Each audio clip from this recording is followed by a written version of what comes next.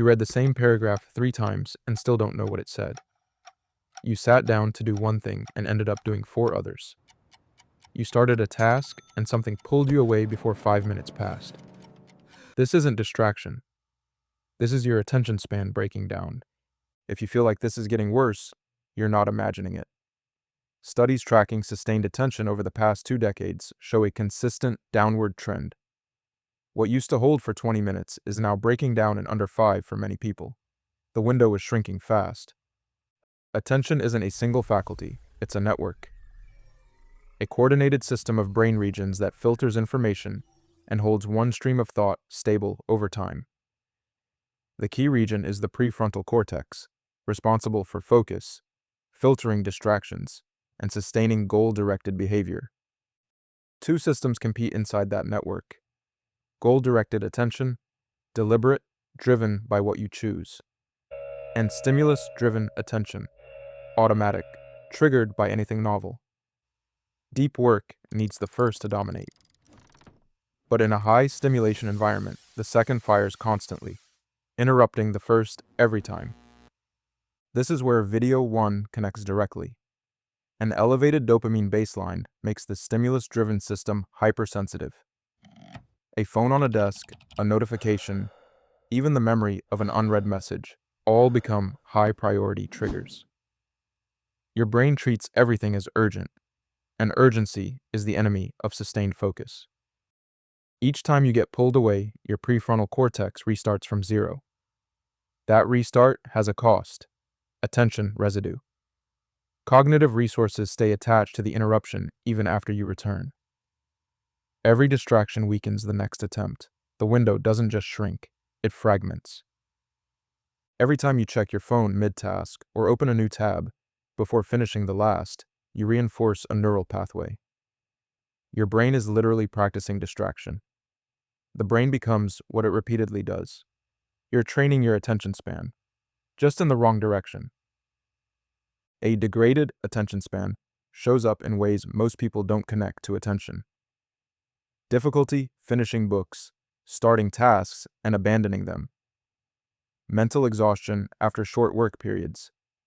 Constant low-level restlessness even during enjoyable activities. Needing background noise just to feel settled. These aren't personality traits, they're symptoms of an undertrained attentional system. When not focused, your brain activates the default mode network, handling mind-wandering, self-reflection, future planning. This isn't a failure state, it's necessary. The problem is a distracted brain activates it too early, before any meaningful focus has been established. Research found that after a significant distraction, the average person takes over 20 minutes to return to deep focus. 20 minutes, if you're interrupting yourself every 5 to 10 minutes, you never reach deep focus at all. You spend the entire work session in the shallow end, believing you're swimming. Multitasking accelerates the damage.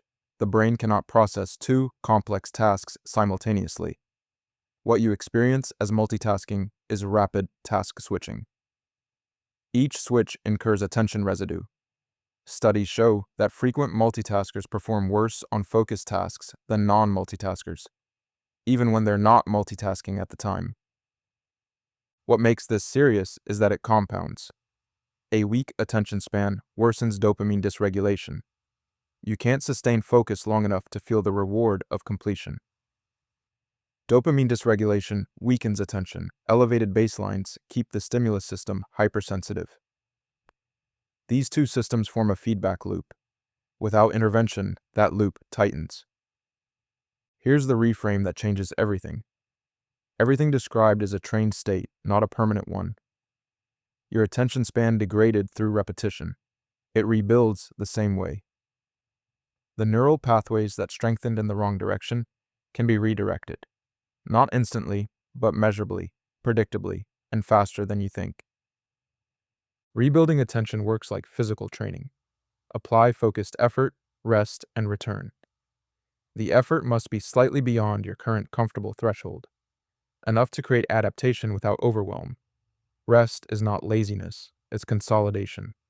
The return must be consistent, not perfect, consistent. Step 1. Define your focus interval. Choose a duration just beyond your current limit. For most people, 10 to 20 minutes. Set a timer. Commit to single task, focus only. When it ends, stop deliberately. The discipline is in the stopping, not just the starting. Step 2. One task only. Not one task plus music. One task. The goal isn't productivity, it's training the goal-directed system to dominate the stimulus-driven one. Every moment of single-task focus is a rep. Every switch is a missed rep. Step 3. Protect the recovery between intervals. Most people undo the training here, filling recovery with social media or rapid content. That re-elevates the stimulus system and cancels the adaptation. Recovery must be low stimulation, a short walk, quiet sitting, slow breathing. Give the default mode network space to consolidate what was just practiced. Step 4. Remove environmental triggers before the session begins, not during it. A phone on the desk activates the stimulus-driven system before you look at it. A notification breaks attention residue before it forms. Design the environment before the session starts. Friction before focus, not during. 4 weeks of consistent practice. Week 1, intervals feel short, restlessness high. Week 2, restlessness drops, completion improves. Week 3, intervals extend, initiation easier. Week 4, focus starts to feel like a default state. This isn't motivation, it's neural adaptation. The same mechanism that degraded attention, now working in reverse. Your attention span is a trained capacity, trained in the wrong direction by an environment not designed for your biology. Define the interval. Single task only. Protect the recovery. Remove the triggers. Do this consistently, and the window expands. The loop corrects. The focus you thought was gone starts coming back.